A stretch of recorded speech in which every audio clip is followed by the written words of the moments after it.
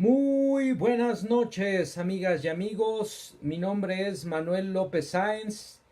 Hoy es 2 de abril ya, el cuarto mes del año 2019 y esta es la transmisión número 33 del contenido ciberterritorial, ciberterritorio informativo, un espacio por la promoción de una cibercultura para el consumo y producción inteligente de contenido en la red. Ya estamos iniciando esta transmisión el día de hoy. Acaba de ocurrir la emisión número 11 del contenido ciberterritorio socioemocional conducido por Ángeles Dávalos, que hoy transmitió de manera extraordinaria. Su horario y día recurrente es el de los lunes a las 9 de la noche. Nos dice Shinji Wok, no se escucha bien.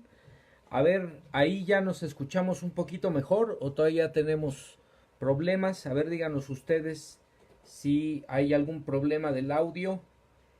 A ver, esperamos ahí la respuesta de quienes nos regalan, como siempre, el favor de su presencia. Muy buenas noches, saludos a Shinji Wok, Mayra Ortiz, Vanner Retana, que nos acompañan ya en esta transmisión. Decíamos la transmisión número 33 del contenido ciberterritorial, ciberterritorio informativo. Transcurrió también el día viernes 29 la emisión número 3 del contenido ciberterritorio bohemio, un espacio por la promoción. Nos dice ya Shinji Wok, se escucha bien, perfecto, excelente. Por la promoción de la cultura, el trabajo comunitario y el sano esparcimiento. En este caso lo hicimos de manera diferida por cuestiones técnicas. Espero que ya puedan acudir a el canal de YouTube Ciberterritorio Bohemio, suscribirse, darle me gusta a los videos y compartirlos para que lleguemos a más y más personas. También invitarles a que se suscriban al canal de Ángeles Ciberterritorio Socioemocional y a nuestro canal Ciberterritorio Informativo Manuel López Sáenz. Compartan los videos, denle me gusta para que lleguemos poco a poco a más y más personas. Pues vamos iniciando, damos la bienvenida a quienes se incorporan también. Cristel López Jiménez, Aline Princes. Comenzamos el día de hoy con los contenidos, amigas y amigos. Tenemos contenidos desde luego interesantes sobre la vida de nuestro país. Los contenidos etiquetados con el hashtag inteligencia diplomática, un contenido relacionado con pues este conflicto que nuevamente, por lo menos en términos mediáticos, se ha dado a partir de las declaraciones del presidente de Estados Unidos Donald Trump respecto a su tentativa de cerrar la frontera frente a la ola pues de migrantes que provienen desde Centroamérica y que pasan por nuestro país. El contenido etiquetado con el hashtag Reforma Educativa Descolonizadora en el contexto de lo que fue la semana pasada esta carta revelada de manera indebida por el periódico Reforma, ya que era una carta diplomática de la cual no se había hecho pública para esperar la respuesta de las autoridades a quienes se dirigía, la corona española, el jefe del Estado Vaticano, en el caso del Papa. Pero bueno, esta carta que habla pues de la importancia de un reconocimiento de la deuda histórica, de las afrentas, de los crímenes cometidos por los invasores durante la época de la colonia aquí en nuestro territorio y en América Latina en su conjunto. Frente a esta carta, un análisis histórico, educativo, siempre afortunado, pertinente del doctor historiador Enrique Dussel respecto de la educación y su necesario enfoque descolonizador en pleno siglo XXI y en el marco de la cuarta transformación en nuestro país. El contenido etiquetado con el hashtag Sedena Sembrando Vida, un aspecto que me pareció muy interesante resaltar con ustedes, sobre todo pues en el contexto en el que nos hemos venido relacionando con una institución como el Ejército, la Secretaría de la Defensa, una serie de situaciones en las cuales pues se echó mano de esta institución histórica y heroica en nuestro país por gobiernos anteriores para reprimir a la población, para generar descontento, para generar angustia, incertidumbre en el marco de una mal llamada guerra contra el narcotráfico y los antecedentes de uso represivo contra movimientos sociales por parte de los gobiernos, en el caso del ejército. Bueno, pues ahora una nota muy interesante de corte también simbólico que ya van a ver ustedes, les va a llamar mucho la atención. Sedena sembrando vida. El contenido hashtag MeTooMH, mujeres y hombres. La semana pasada hablábamos de esta iniciativa y de su reactivación en nuestro país, y esta semana lamentablemente tenemos que hablar de esta iniciativa y lo ocurrido con uno de los integrantes del grupo de rock Botellita de Jerez, quien lamentablemente decidió quitarse la vida después de ser señalado a través de este colectivo por una denuncia anónima de haber cometido abuso o acoso sexual contra una menor de edad. Y por supuesto el hashtag Agenda Me Canso Ganso. Los contenidos del día de hoy para esta emisión, amigas y amigos, espero nos acompañen con el favor de su presencia y también de su participación, con sus comentarios, sus aportaciones durante esta transmisión. Pues comenzamos, amigas y amigos. Y decíamos, el primer contenido que tenemos para ustedes es extraído del portal digital del periódico La Jornada, que en su emisión del día de hoy, martes 2 de abril del 2019, publica un contenido titulado Ante demócratas de Estados Unidos, Andrés Manuel López Obrador reitera que evitará confrontarse con Washington. Esta nota está firmada por el periodista Alonso Urrutia y dice así: en un encuentro con congresistas estadounidenses, el presidente Andrés Manuel López Obrador sostuvo que frente a la divergencia en las posturas de ambos países, México mantendrá la prudencia para evitar confrontaciones, aunque se entiende que algunas posiciones tienen un contexto electoral, afirmaron asistentes a la reunión. En su mayoría, representantes demócratas expresaron que se opondrán al eventual cierre de la frontera anunciado por Donald Trump. Y aquí hay que decirlo, amigas y amigos, el discurso político hay que leerlo, hay que analizarlo, hay que interpretarlo en su contexto de origen, en su momento histórico, en sus circunstancias particulares. Es evidente que los desplantes, la impulsividad y la falta de oficio político de un personaje como Donald Trump lo ha metido muchas veces en conflictos innecesarios. Aquí lo que hay que identificar, y se reconoce también por el presidente Andrés Manuel López Obrador y por los congresistas del ala demócrata que lo visitaron en esta reunión por parte de los Estados Unidos, es que este discurso lo está dando en el marco de un proceso electoral inminente en el que él busca su reelección y que está dirigido específicamente a su base electoral, que sabemos que es una base electoral sumamente racista,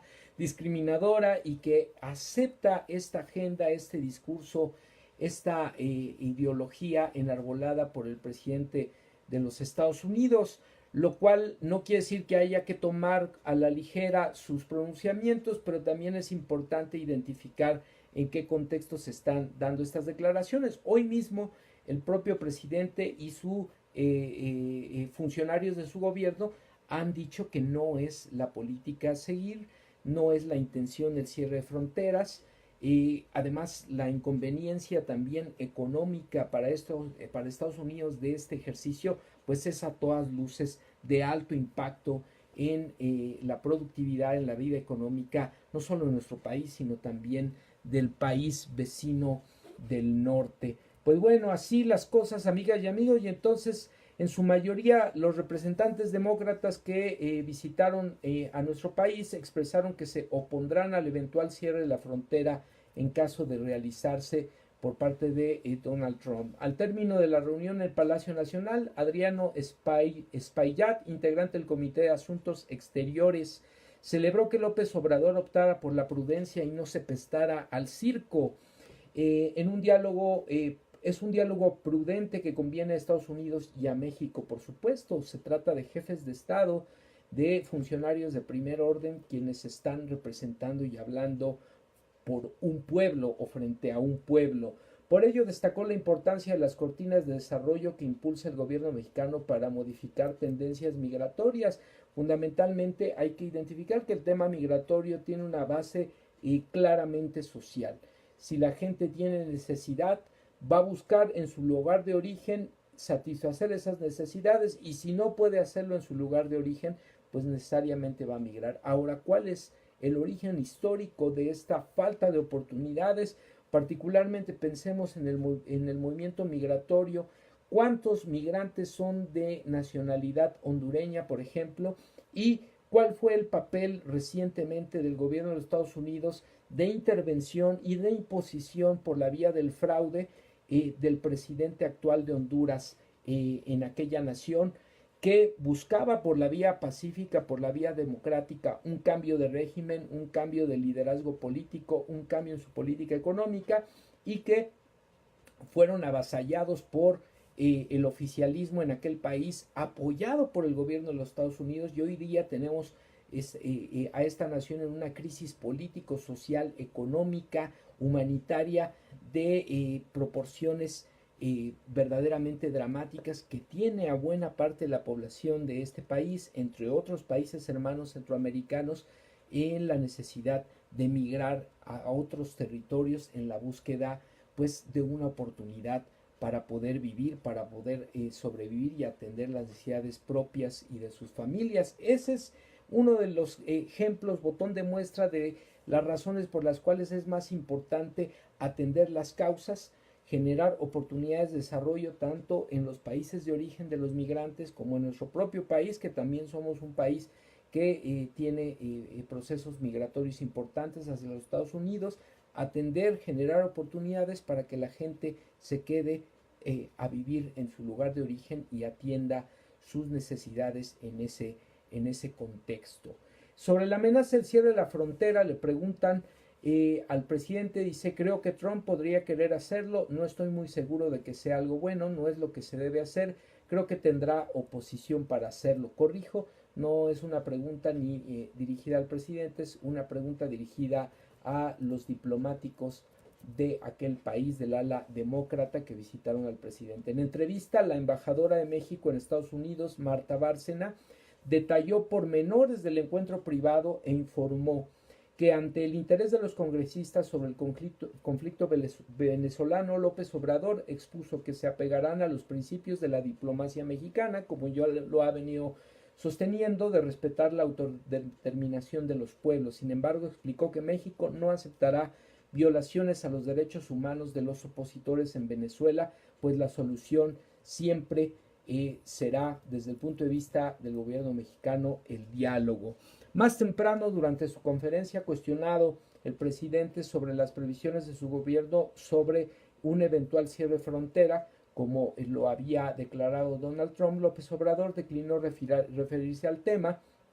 No quiero adelantar vísperas, estamos ayudando, no vamos a confrontarnos con el gobierno de Estados Unidos, ya me lo recomendaron mis asesores internacionalistas, dijo el presidente en Poza Rica. Recordemos que en su gira el fin de semana, en el caso de Veracruz, en Poza Rica, preguntó a la gente si querían que contestara a las bravatas, a las provocaciones irresponsables de Donald Trump, y la gente le dijo que no. Entonces él dice: yo voy a hacer lo que el pueblo me ordene, porque para eso estoy en la presidencia de la República. Le preguntaron: ¿se prepara el gobierno para un eventual cierre de la frontera? Si contesto es adelantar vísperas, dijo el presidente. Está la amenaza, es que entraríamos en esta dinámica, y yo prefiero el amor y paz que ya ha contestado en otras ocasiones. ¿No lo toma en serio usted? Dijo el presidente. Lo tomamos en serio, que debemos actuar con prudencia, serenos, tranquilos, sin aspavientos y con mucha prudencia, con mucha responsabilidad. Horas después, en la reunión que encabezaron los demócratas, Eliot Engel, en su calidad de presidente del comité de Asuntos Exteriores de la Cámara de Representantes, y Harold Nadler, presidente del Comité de Asuntos Legales. El canciller mexicano Marcelo Ebrard consideró inconveniente la suspensión de la ayuda que destina Estados Unidos a Centroamérica, según informó la diplomática. Bárcena, la embajadora mexicana en Estados Unidos, explicó que el presidente hizo una amplia exposición del combate a la corrupción y las acciones destinadas a promover el desarrollo en el sureste asociadas a la creación de empleos para que la migración sea una opción y no una obligación. Dio un amplio panorama de las prioridades de su política económica. También dijo que México seguirá siendo prudente en la relación con Estados Unidos. Eso no quiere decir que no haya diferencias en ambos puntos de vista, que entendemos que en muchas ocasiones las discusiones se dan en un contexto electoral, como lo comentábamos al inicio de la nota. Y bueno, aquí vale la pena también, amigas y amigos, recordar que en el marco ya del cierre del sexenio pasado, cuando hubo también declaraciones sumamente beligerantes, humillantes por parte de Donald Trump hacia el gobierno mexicano, hacia nuestro país en su conjunto, había quien decía que era importante responder de manera enérgica por parte del entonces presidente de la República a el mandatario estadounidense, y la postura desde aquel entonces, incluso en el contexto de la campaña por parte de López Obrador, fue de mucha mesura, fue de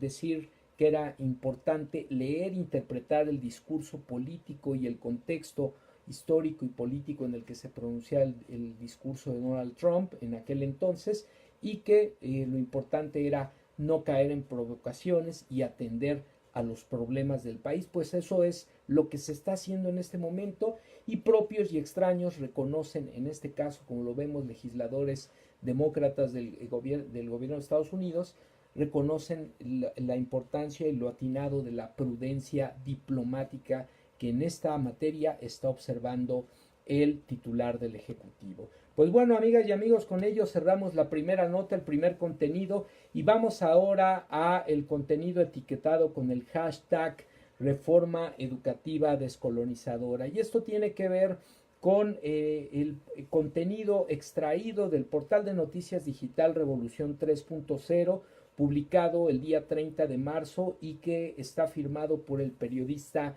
Daniel Serrano. Se titula la nota: Colón no es el que descubrió América, fue el que comenzó la invasión. Reforma educativa es descolonización mental, afirma Enrique Dussel, historiador latinoamericano. Y aquí un primer aspecto, amigas y amigos, que hay que considerar es que recordemos en nuestra experiencia educativa, recordemos en nuestra historia escolar, ¿qué se nos ha dicho sobre la llegada de los españoles a América? ¿Qué se nos ha dicho respecto del 12 de octubre? ¿Qué se nos ha informado? ¿Cómo hemos estudiado el proceso colonizador, los 300 años que implicó para un país como el nuestro y para nuestras culturas originarias esta etapa de la historia? Ya habíamos hablado en otros momentos pues de las vejaciones, del saqueo, de los abusos, de las imposiciones ideológicas, doctrinarias, del robo a nuestros recursos naturales, particularmente el oro y la plata. ¿Y qué se nos ha dicho en la escuela? Se nos ha dicho que fue un encuentro entre culturas, se nos habla de un episodio histórico romántico que dista mucho de la realidad que vivieron nuestros pueblos originarios, y que hoy día pues explica también la actitud de muchos de nuestros connacionales frente a los extranjeros, que explica también la actitud de gobiernos extranjeros que, al ser increpados por esta deuda histórica, reaccionan con clasismo, discriminación, soberbia, violencia verbal y actitudes de desprecio frente a un reclamo legítimo, y que además no es otra cosa más que evocar la memoria histórica de los pueblos. Pero por otro lado también tiene una relación con lo que está pasando hoy en pleno siglo XXI, el periodo que podemos llamar neocolonial, en el cual podemos identificar que España, después de Estados Unidos, es uno de los países que más inversión tiene en nuestro país, pero que también ha sido beneficiado de manera, por decirlo menos, ilegal, impropia, ventajosa en cuanto a contratos jugosos, en cuanto a comisiones bancarias excesivas, en cuanto a contratos poco transparentes, por ejemplo, los obtenidos por Repsol en el marco de la reforma energética. Y ese es el mensaje, el encubierto geopolítico que está enviando también López Obrador cuando habla de esta disculpa y se dirige a la corona y al gobierno español.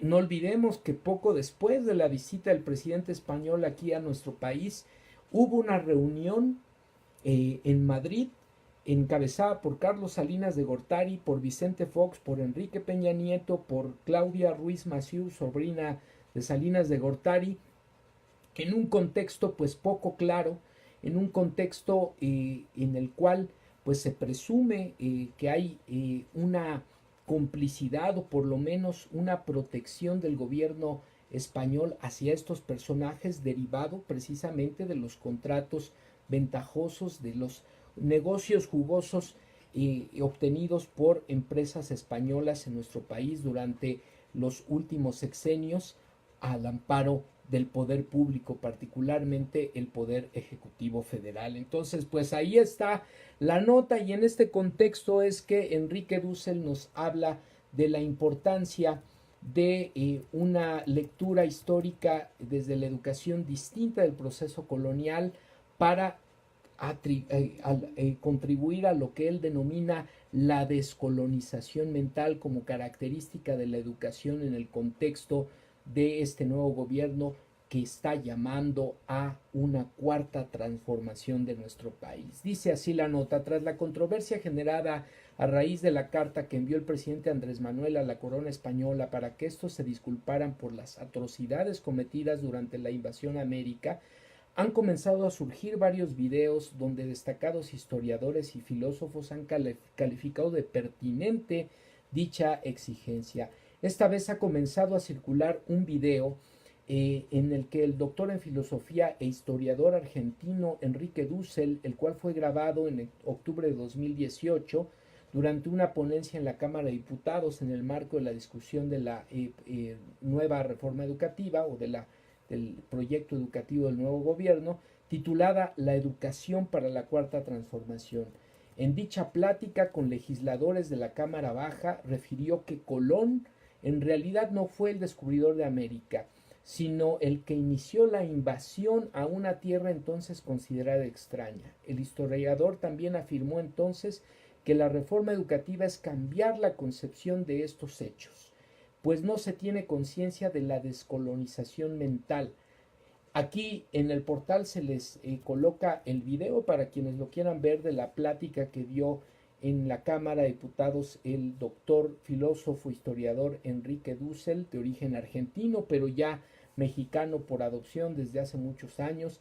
Es maestro emérito de la UAM, fue rector de la Universidad Autónoma de la Ciudad de México y es un extraordinario académico reconocido por propios y extraños, entre otras cosas por enarbolar su postulado filosófico denominado de la filosofía de la liberación y pues una lectura sumamente crítica de la historia universal, ponderando la visión de los colectivos, de las culturas, de los actores históricamente marginados de la visión occidental, que recupera pues solo una perspectiva de la historia del mundo y sobre todo en el marco de estos procesos colonizadores en América Latina y en otras latitudes, pues es importante hacer una lectura crítica, que es a lo que nos invita Dussel, a reconocer a todas las culturas del mundo en un marco de horizontalidad para un diálogo entre culturas, recuperando esta memoria histórica que es tan importante y tan necesaria para la construcción de una identidad nacional, para la conformación de un diálogo que permita en un ámbito de democracia, de igualdad, de equidad, el diálogo entre culturas tan necesario y que además es posible considerando los niveles de interconectividad que hoy disfrutamos en una sociedad como la del siglo XXI, denominada por muchos de la información, del conocimiento o incluso, como dice Manuel Castells, de la sociedad red. No borrar los aspectos locales, no olvidar el devenir histórico de los pueblos y sí, a partir de este reconocimiento, llamar a un diálogo entre culturas. Eso es lo que implica lo que Dussel denomina la descolonización mental y lo plantea como un espíritu necesario de la educación en el siglo XXI para el mundo, pero particularmente en este contexto para la construcción del nuevo proyecto educativo en nuestro país. Pues ahí está, les dejo la nota. Recuerden, el portal de noticias digital Revolución 3.0 se publicó el 30 de marzo para que ustedes puedan acceder al video, ver la conferencia completa, que muy bien vale la pena tomarse el tiempo para escuchar los planteamientos de este extraordinario filósofo, historiador, académico y sobre todo gran ser humano que es Enrique Dussel. Pues cerramos este segundo contenido, amigas y amigos, y bueno, vamos al tercer contenido que me llamó mucho la atención. En este caso, cuando estaba yo revisando las notas para esta emisión, entré a el portal Kiosquea de periódicos, donde puede uno ver las portadas del día de todos los periódicos de circulación nacional, y hubo una nota que particularmente llamó la atención y etiquetamos con el hashtag Sedena Sembrando Vida. Es una nota que refleja el sentido simbólico de la cuarta transformación en nuestro país, la recuperación de una institución mal utilizada como la Sedena, el Ejército, por los gobiernos neoliberales, ahora en la búsqueda de su reconciliación con la sociedad mexicana a través de una función sustantiva, que es la cuestión de la defensa de la soberanía, una función adicional que constitucionalmente ya se le ha dado lugar a partir de las discusiones en el Congreso, que es para que participe en tareas de seguridad nacional, pero también una función que había sido perdida, arrebatada o por lo menos devaluada, que es la función social de esta institución, y en este caso una función que tiene que ver con el cuidado, la preservación del ambiente y también la generación de oportunidades de empleo y crecimiento económico. La nota dice, se titula "Germinará la Sedena árboles contra la pobreza". Imagínense ustedes el simbolismo de esta tarea que se le ha asignado en el nuevo gobierno a la Secretaría de la Defensa Nacional. Esta nota se publica en el portal digital del periódico Sol de México, el Sol de México. Está en la sección de Sociedad el día de hoy, martes 2 de abril, y bueno, está firmada por el periodista Enrique Hernández. Se titula "Germinará la Sedena árboles contra la pobreza". Dice así: entre las tareas de la Secretaría de la Defensa Nacional Sedena están patrullar las calles, combatir el narcotráfico, fabricar armas, ropa y ahora también producir 80.612.000 plantas de árboles frutales y maderables del programa Sembrando Vida. La Secretaría de Bienestar se compromete a transferir a la Sedena los recursos presupuestales necesarios para realizar la producción de árboles de especies tropicales, adquisición de equipos y vehículos, así como la construcción de viveros forestales militares, por un monto de 769.256.351 pesos, dice el convenio al que tuvo acceso el Sol de México. Estos recursos servirán para la adquisición de insumos y del inicio de producción de 12.765.400 plantas forestales del clima templado frío y de 67.846.509 árboles de especies tropicales en 2019, señalan los documentos. Asimismo, sentará la preparación de la producción que corresponde al próximo año, al año 2020. Para ello, las fuerzas militares construirán y ampliarán 8 viveros forestales militares en Veracruz, Tabasco, Chiapas y Quintana Roo, según el acuerdo firmado por Luis Crescencio Sandoval González, titular de la Sedena, y María Luisa Albores González, encargada de la Secretaría del Bienestar, con fecha 20 de diciembre de 2018. El dinero entregado también servirá para adquirir equipo y vehículos para ser usados en los viveros forestales militares, así como los diversos gastos para las visitas de supervisión y previsiones en las instalaciones donde estarán los árboles frutales y maderables. Sembrando Vida, un programa a cargo de la Secretaría de Bienestar, antes Secretaría de Desarrollo Social, es una de las estrategias planteadas por el actual presidente para lograr el equilibrio entre el desarrollo social y la sustentabilidad en las comunidades más pobres del país. Pues ahí tienen, amigas y amigos, este programa que integra a dos secretarías importantes, estratégicas de nuestro país, la Secretaría del Bienestar, la Sedena, por otro lado.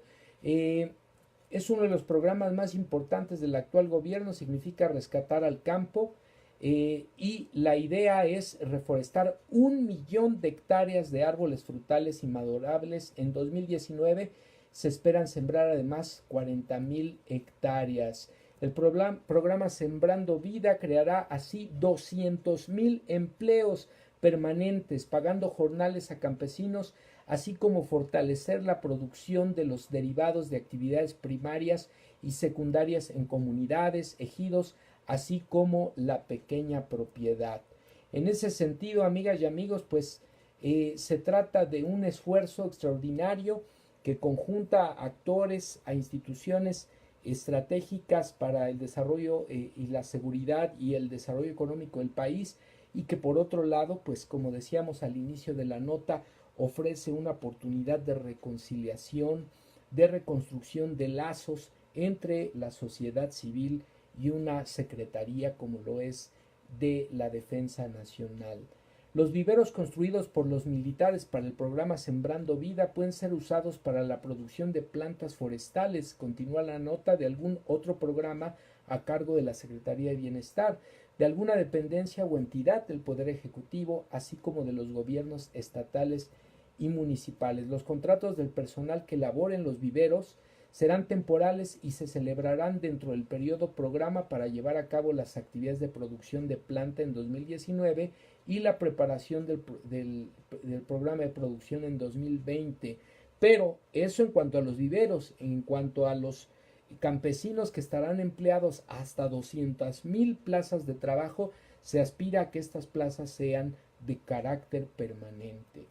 El convenio explica que la Secretaría de Bienestar, previo al acuerdo con la Sedena, podrá realizar visitas técnicas a cualquier vivero forestal militar cuando así se requiera, para realizar inspecciones o poder utilizarlos para cualquier tipo de programa que se implemente. Pues ahí lo tienen, amigas y amigos, la Sedena, como etiquetamos este contenido, hashtag Sedena Sembrando Vida. Pues bueno, cerramos esta tercera nota, este tercer contenido con ustedes o para ustedes. Y ahora vamos a un contenido que retomamos sin saberlo, sin saber la semana pasada. Hablábamos de el contenido vinculado al uso de los recursos tecnológicos, relacionado en este caso con un ejercicio de promoción de la cultura de la denuncia, de prevención de la violencia de género, como es el movimiento hashtag MeToo, iniciado en Estados Unidos, pero que había retomado su pues viralización en nuestro país a partir de la conformación de nuevas etiquetas relacionadas con distintos colectivos sobre los cuales se pueden hacer denuncias de acoso, de abuso, de violencia de género, de feminicidios. Y bueno, pues lamentablemente hoy nos encontramos con una noticia que nos invita mucho a la reflexión sobre el uso responsable del recurso tecnológico. Si bien es importante y es necesario promover la cultura de la denuncia en cualquier tipo de abuso, en cualquier tipo de delito, de situación que atente contra los derechos humanos y legales de las personas, pues también es importante cuidar que el uso de estos recursos sea un uso legítimo, un uso responsable y no se incurra en abusos. Y bueno, no estoy aquí señalando en ningún sentido a ninguna de las partes, simple y sencillamente estoy llamando a la reflexión. Me refiero al contenido etiquetado con el hashtag MeTooMH. Así decidí titularlo, hablando de que el MeToo implica una denuncia de violencia de género tanto de hombres hacia mujeres como de mujeres hacia hombres. Esto es importante plantearlo y reconocerlo así. La violencia se dirige en todas direcciones. Es cierto que se focaliza en sectores o en grupos con mayor nivel de vulnerabilidad, pero nadie estamos exentos. Y esta nota la retomamos del portal de noticias digital BBC News en su sección Mundo para México, titulada Armando Vega, ¿qué se sabe de las acusaciones contra el fundador del grupo de rock Botellita de Jerez aparecidas en @MeTooMúsicaMX?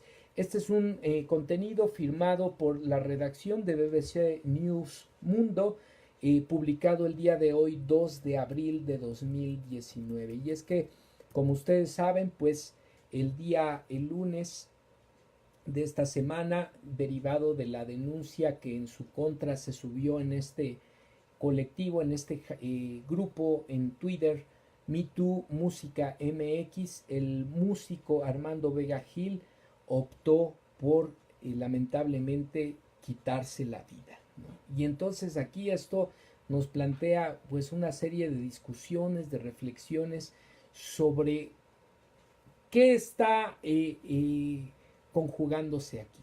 Por un lado, la necesaria cultura de la denuncia y la necesaria visibilización de este flagelo de la sociedad que es la violencia, particularmente en todas sus expresiones, pero particularmente la violencia de género, el uso de un recurso tecnológico como medio también de empoderamiento, de visibilización de esta problemática social, pero por otro lado también lo que puede implicar una denuncia anónima, una denuncia que pueda o no estar fundamentada y sus efectos en alguien que a todas luces también seguramente, y ya lo han ido confirmando algunas notas, pues se trata de una persona que estaba atravesando por una fase depresiva, ¿no?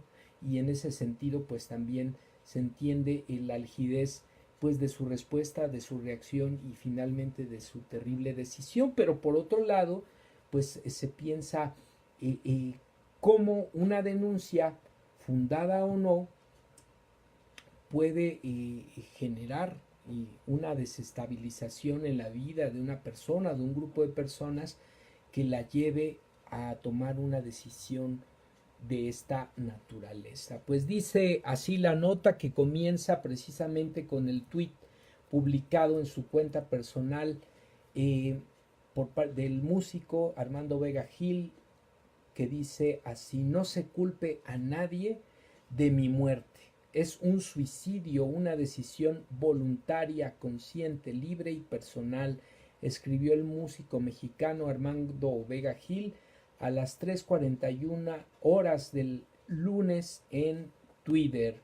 Por eso no pero eso no evitó que su fallecimiento, confirmado pocas horas más tarde, provocara conmoción en México, y sobre todo que reviviera el debate sobre las denuncias de acoso sexual impulsadas por el movimiento MeToo. Efectivamente, el mensaje de Vega concluía con la etiqueta hashtag MeToo Músicos Mexicanos, y estaba además acompañado de una larga carta que hacía referencia a una denuncia en su contra, hecha pública de manera anónima a través de la cuenta @MeTooMúsicaMX. ¿Qué opinan ustedes, amigas y amigos? Desde luego, por todas las aristas que se le pueda ver a una situación de esta naturaleza, pues hay aspectos que considerar, ¿no? Por un lado, las víctimas de un tema de violencia, de género, de acoso, de abuso sexual, o incluso de alguna agresión física mayor, de incluso la terrible situación de los feminicidios, pues es difícil que los afectados directos o indirectos en el caso del feminicidio, pues los afectados indirectos puedan hablar públicamente de esta situación. Por otro lado está eh, la sociedad misma, cómo reacciona la sociedad frente al tema de la violencia de género en todas sus expresiones, quienes se solidarizan, quienes invisibilizan las cosas, quienes justifican incluso la violencia de género. Por otro lado, quienes son denunciados en un momento determinado, pues también son víctimas, pueden ser víctimas de una falsa denuncia, pero pueden ser víctimas, o de hecho son víctimas también de violencia antecedente que está siendo el contexto en buena medida de origen de esta reproducción de la violencia hacia otros. Es decir, es un tema sumamente complejo. Ahí recomiendo la lectura de el sociólogo, filósofo, matemático y sociólogo Johan Galtung, que nos habla del triángulo de la violencia, nos habla de una violencia estructural, es decir, las instituciones de la sociedad, al no generar las condiciones necesarias para el sano desarrollo del sujeto, ejercen una violencia brutal sobre los individuos, sobre colectivos. La violencia cultural, que es esta prácticas de violencia legitimadas, normalizadas en determinados contextos y hacia ciertos sujetos o colectivos, y la violencia directa, que es la que vemos en términos de expresiones físicas, verbales, psicológicas, de maltrato, de sistemático a un individuo, a un conjunto de individuos por tener ciertas características o formar partes de un colectivo determinado, de un grupo social vulnerable, ¿no? Entonces, desde luego que es un tema terrible. Yo recuerdo que el primer caso al que tuve acceso o conocimiento de suicidio mediado o que estuvo fuertemente relacionado con las redes sociales, precisamente al llegar a Argentina en mi estadía de investigación del doctorado, pues un agente de la farándula en aquel país tuiteó durante cerca de 24 horas mensajes donde iba narrando su situación, su depresión, su angustia, hasta el momento de ir diciendo cómo se iba a suicidar y finalmente lograr el cometido de atentar mortalmente contra su vida. Sí, un caso que conmocionó a la sociedad argentina, por supuesto, y que pues para mí es el antecedente inmediato desde mi experiencia en lo que he visto sobre este tipo de casos en las redes sociales, ¿no? Dice, efectivamente, el mensaje de Vega concluía con la etiqueta Me Too Músicos Mexicanos y estaba además acompañado, decíamos, de una larga carta derivada de la denuncia, su reacción a la denuncia. Esta es mi historia, la denuncia que se hizo a través del hashtag MeTooMúsicaMX en Twitter, @MeTooMúsicaMX en Twitter. Esta es mi historia con el señor Armando Vega Gil cuando yo tenía 13 años y él tenía 50. Empieza la denuncia que el bajista de 64 años calificó categóricamente de falsa en su nota suicida. Ahí la denunciante no identificada cuenta haber visitado en 2 ocasiones al músico en su casa, junto con algunas amigas, cuando aún no tenía las herramientas para entender que esas miradas lascivas tenían una carga sexual. Dice después de afirmar que el cantante la veía raro. No recuerdo cuánto tiempo pasó entre la primera y la segunda visita, dice la denunciante, pero para ese entonces el señor había empezado a hacer comentarios de mi físico. Continúa el escrito, en el que se afirma que durante ese segundo encuentro el grupo se tomó fotografías que habían hecho sentirse incómodas a las menores. Y según la versión, los mensajes de Vega Gil eran enviados por SMS a la denunciante, fueron subiendo de tono, incluyendo solicitudes para que regresara a su casa, pero esta vez sola, y que él quería enseñarme a besar, dice la denunciante. Me decía cosas cada vez más asquerosas y explícitamente sexuales, hasta que me dio muchísimo miedo. Decidí bloquearlo y cambié de número de celular. Sostiene la joven para luego afirmar que estaba segura que de haber regresado a la casa de Vega Gil sola, ese viejo habría abusado de ella. Esta batalla es complicada, pues perdón, pero antes de quitarse la vida, el músico fue tajante en asegurar que lo ahí narrado no ocurrió sin por ello dejar de reconocer la posibilidad de haber dañado a algunas mujeres con sus modos machistas. Esta batalla, decía el músico ahora ya fallecido, es complicada, pues los hombres, los machos, somos criaturas de nuestros tiempos. Se lee hacia el final de la carta. Y este es un aspecto también importante, ¿no?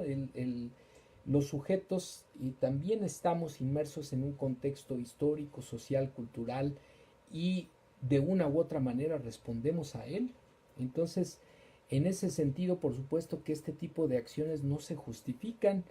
Lo importante es también entender las circunstancias en las que estamos viviendo y cómo por acción u omisión somos cómplices de la reproducción de conductas que se dirigen a la violencia de género, que reproducen el machismo, que reproducen pues este tipo de comportamientos y dinámicas que a todas luces son lesivos tanto para las víctimas como en un momento determinado para los victimarios. Por supuesto, en distintos niveles y sentidos, porque lo que estamos viviendo en nuestro país, por ejemplo, en materia de feminicidios, pues es verdaderamente terrible, es una crisis humanitaria la que estamos viviendo a lo largo y ancho del territorio nacional, desde la violencia verbal hasta la violencia física, el acoso, el maltrato y el asesinato a las mujeres, precisamente por el hecho de ser mujeres. La denuncia que se hace en Me Too Músicos Mexicanos es anónima y quien la lanza a las redes está en todo su derecho de hacerlo así, pero esto pone en entredicho mi carrera, se lee en parte de la nota suicida del músico Vega Gil, y aunque Vega Gil reivindica que este derecho para las mujeres, que aplastadas por el miedo y la amenaza son las principales víctimas de nuestro mundo, también lamentó no haber tenido la oportunidad de invitar a la denunciante para discutir el asunto.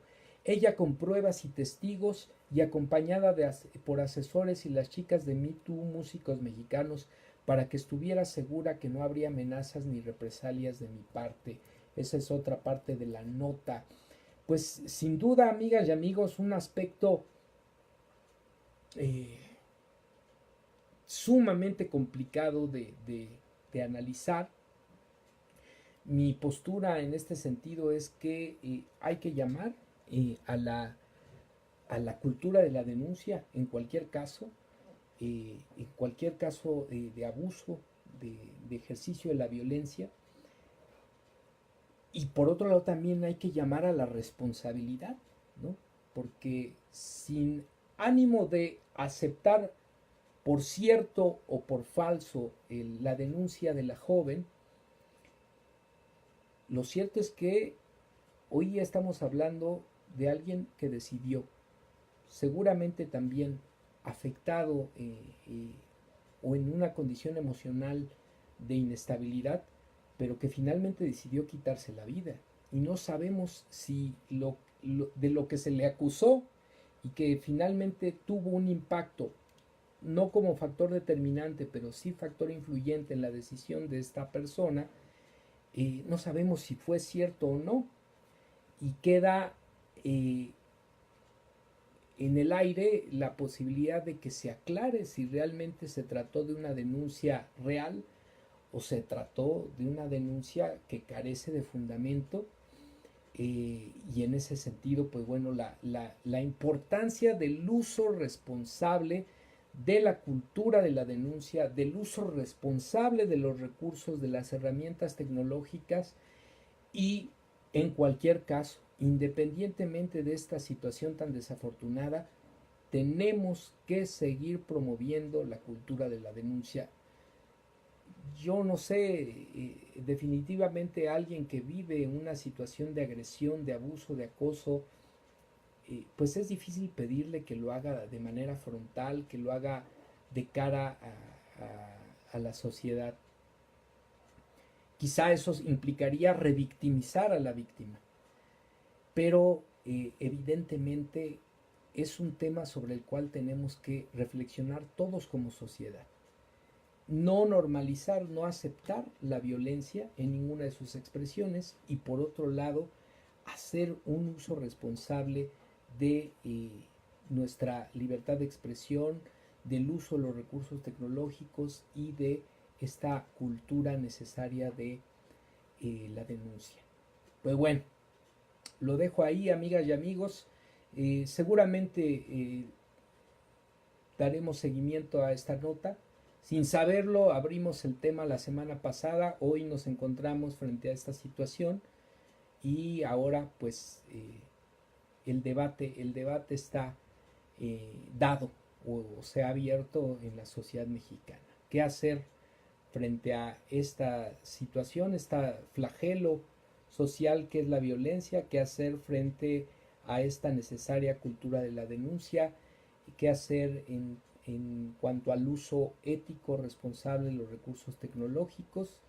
Y que seguir promoviendo en este tipo de iniciativas, de colectivos, de movimientos sociales que en este caso pues alcanzan la esfera internacional y que es muy importante seguir trabajando por el combate a este tipo de prácticas nocivas en nuestras sociedades a nivel mundial.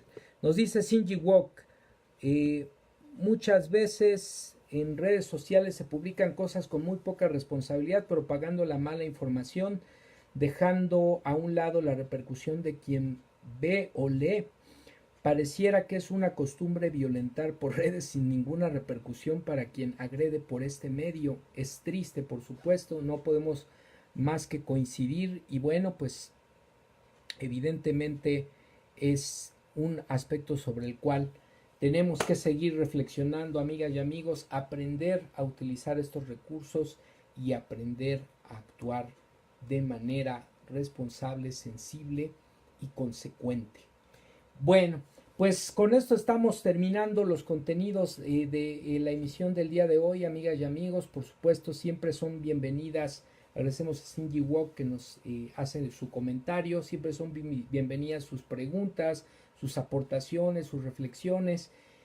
A veces se me pasa un poco preguntarles, incitarlas a la interacción, pero pues por favor ustedes regálenos sus comentarios porque eso es lo que más enriquece y en todo caso es lo más importante de este espacio, ¿no? Que abone al diálogo, al intercambio, a la socialización de puntos de vista en torno pues a los pretextos que son los contenidos que se presentan aquí y que en todo caso pretenden esencialmente promover una cibercultura por el consumo y producción inteligente de contenido en la red.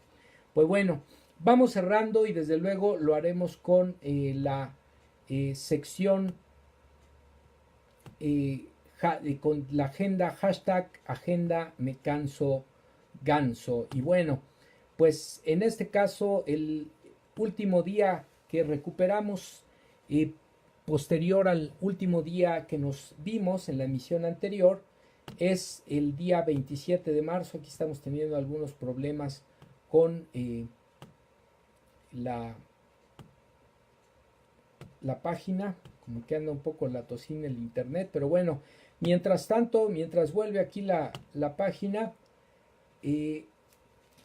¿ustedes qué opinan, amigas y amigos? Hemos tocado temas diversos aquí el día de hoy. Por un lado, la cuestión pues de el posicionamiento diplomático de nuestro gobierno frente a las declaraciones recientes de Donald Trump.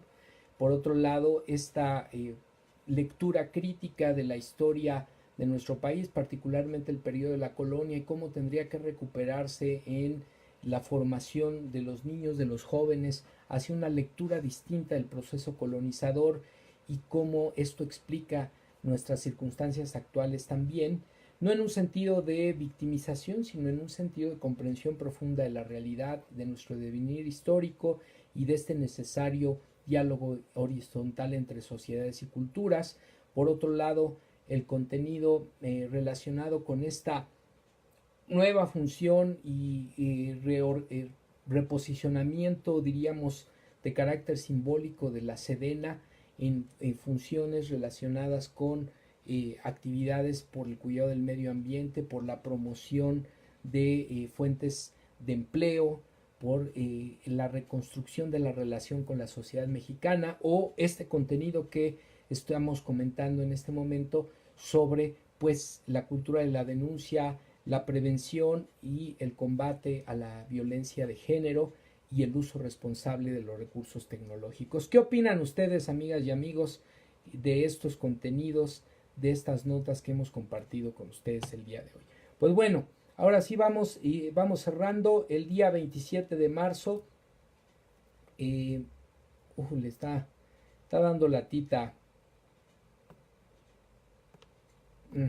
Bueno, creo que vamos a cerrar aquí porque no se deja.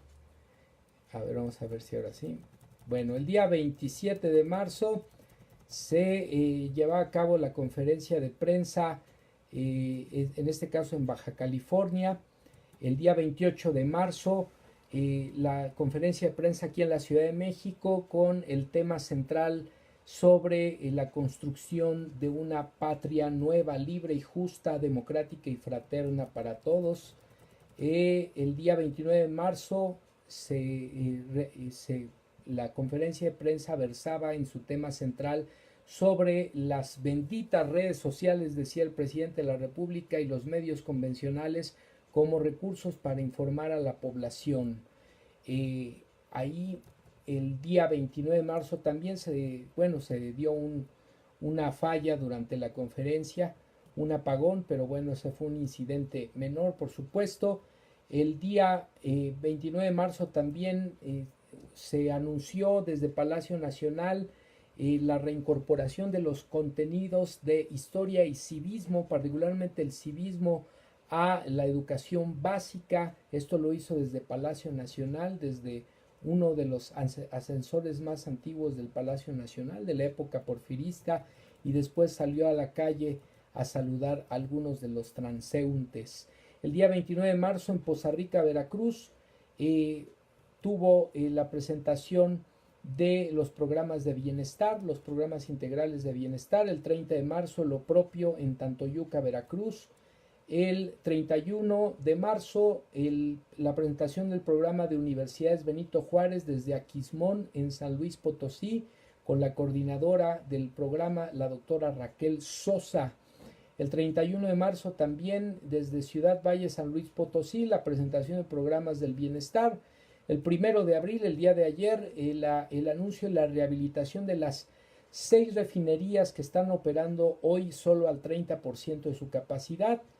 Y esto es anunciando también la inversión de 3.500 millones de pesos para poner a producir estas refinerías y dejar de comprar la gasolina que se requiere en nuestro país. El 1 de abril también la conferencia de prensa versaba sobre la importancia de la memoria como materia prima de la historia en el marco de los debates que ya hemos comentado se han dado en los días recientes por esta carta diplomática a el gobierno español, la corona española y al Vaticano.